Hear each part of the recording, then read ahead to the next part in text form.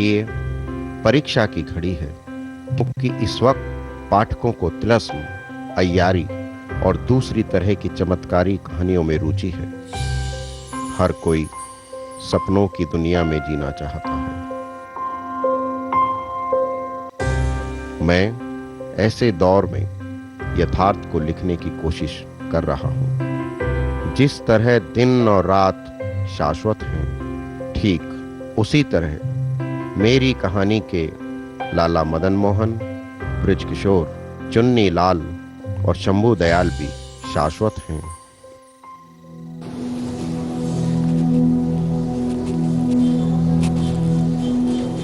बाबूजी। हाँ।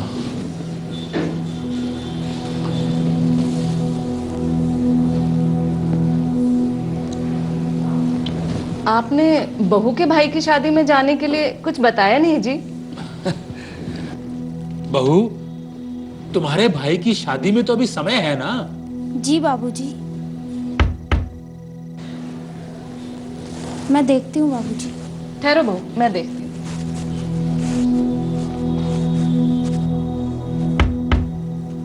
आई आई।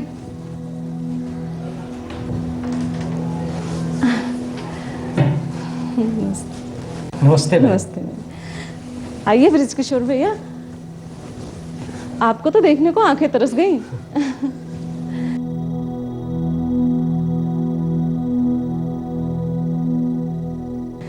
ब्रिज किशोर भैया आए हैं? हाँ, आओ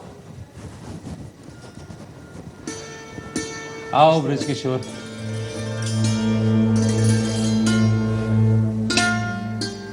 बैठो।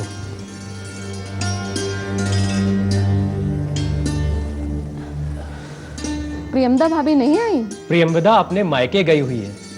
उसके भाई के रिश्ते में किसी की शादी है। आप भी गजब करते हो वकील साहब, बेटे की शादी में भी नहीं आए आप। अरे भाई, अपने किए की मुआफी तो हमने आपसे पहले ही मांग ली थी।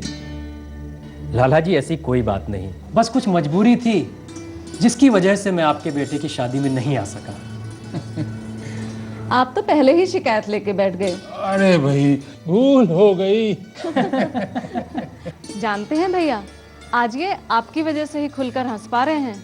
सुख दुख तो विधि का विधान है, इसमें हम जैसे लोगों की क्या बिसात, पर पुरानी बातों से मुझे दुख पहुंचेगा। चलो छोड़ो इन बातों को, खाली बातचीत ही करती रहोगी या कुछ खिलाओगी पिलाओगी भी इनको? कह दिए हैं बाबूलाल से, बस आता ही होगा। हाँ हाँ मालकिन, पता है, ले भी आया।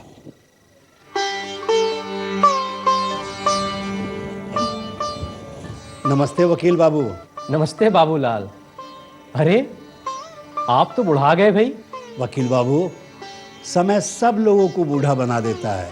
अब देखिए ना, आपके बाल भी तो सफेद हो गए। वकील बाबू, इतने दिनों तक कहाँ रहे आप? लो भाई, इनकी शिकायतें भी शुरू हो गई। कोई बात नहीं लाला जी, ये तो इन लोगों का अधिकार है। हाँ ब्रिज किशोर, अधिकार भी अपने अपने होते हैं। हाँ लाला जी, आप ठीक ही कहते हैं। अगर अधिकार ना होता तो मैं यहाँ भला क्यों आता? नहीं भैया, ये आपका ही घर है। अरे भाई, वकील साहब को शरबत दो, उन्हें प्यास लगी होगी। लीजिए वकील बाबू शरबत। अरे भाई, बाबूलाल जी के हाथ का शरबत पिए तो एक अरसा हो गया। जी वकील साहब। अरे, जिस काम के लिए आया हूँ वो तो भूल ही गया। बहू को तो बुलाओ, उसका नेक तो दे दूं। जी अभी बुलाती हूँ, लेकिन नेक की क्या जरूरत है? हाँ हाँ, नेक की क्या जरूरत है? मैं अभी बहू को ले आती हूँ। और भाई ब्रिज किशोर, जी लाला जी। कैसे हो? बस लो भैया, ये रही आपकी बहू। बहू? अरे नहीं नहीं नहीं, पैर मत छुओ। हमारे यहाँ घर की लक्ष्मी से पैर नहीं छुआते। जीती रहो। लो, ये तुम्हारे लिए।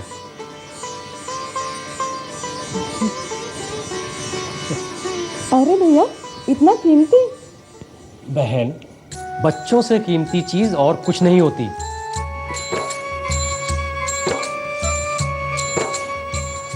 मालकिन, बाहर पिशोरी मल का आदमी कुछ सामान लेकर आया है, तो बहुरानी ने मंगवाया था।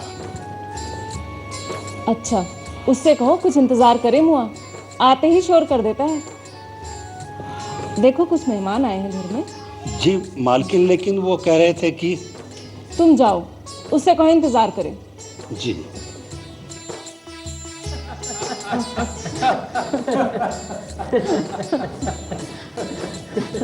माँ जी देखिए तो, यह फूलदान शादी में उपहार देने के लिए कैसा रहेगा? ठीक तो है, लेकिन बहुत महंगा लग रहा है बहू। रामलाल तो 3000 का कह रहा था। मैंने कहा 2000 का देना है तो दे, नहीं तो अपना रास्ता ना। लेकिन ये सचमुच बहुत महंगा है बहू, कुछ और चीज ले जाओ। हाँ हाँ बहू, कोई और चीज लेती जाना। बाबूजी ये बहुत महंगा तो नहीं है और मुझे पसंद भी है। ये लोग सही कह रहे हैं, ये सचमुच बहुत ही महंगा है। ओ जॉनी समझी, इस घर में मैं अपनी मर्जी की कोई चीज नहीं खरीद सकती। बहू, हमारा आशय तुम्हारा दिल दुखाना नहीं था, लेकिन ये वाकई बहुत महंगा है। कोई बात नहीं बहू, अगर बड़े कुछ कह रहे हैं तो किसी वजह से कह रहे होंगे। हम बाद में पछताएं, इससे बेहतर है कि पहले ही संभल जाएं। और तुम जिनकी बात सुनकर ये सब कह रही हो ना, वही तो सब जानते हैं कि सही और गलत क्या होता है। कोई बात नहीं बहन, बहू को कुछ ना कहो।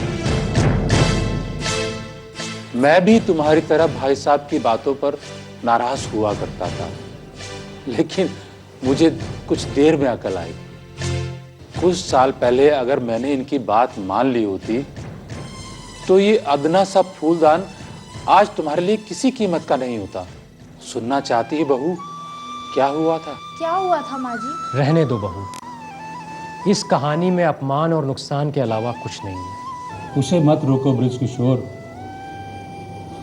हमारे बच्चों के लिए जानना जरूरी है कि कैसे हमारी गलतियों से हम खुद बर्बाद हुए।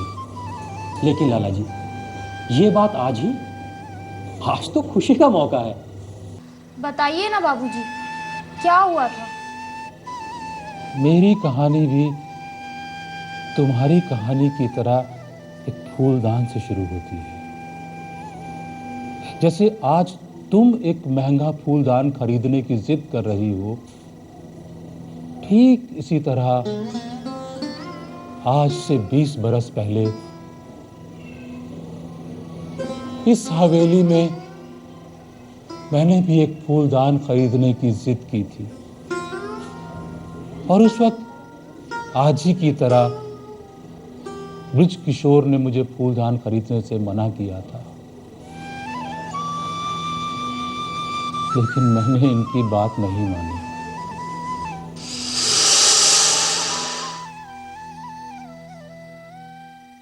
कहानी को शुरू होने से पहले मैं आपको कुछ देर के लिए रोकना चाहता हूं, इसलिए कि एक तरह से यह कहानी अब शुरू हो रही है। यहाँ से कहानी में कई तरह के मोड़ आने वाले हैं। मुझे भी नहीं पता कि कहानी का कौन सा पात्र किस दिशा की ओर जाएगा, लेकिन इतना जरूर बता सकता हूँ कि हर पात्र की अपनी अहमियत है और किसी भी पात्र को एक दूसरे से अलग करके नहीं देखा जा सकता। चलिए, कहानी सुनाने से बेहतर है कि मैं आपको लाला मदन मोहन की हवेली ले चलूं। देखिए वहां क्या कुछ हो रहा है।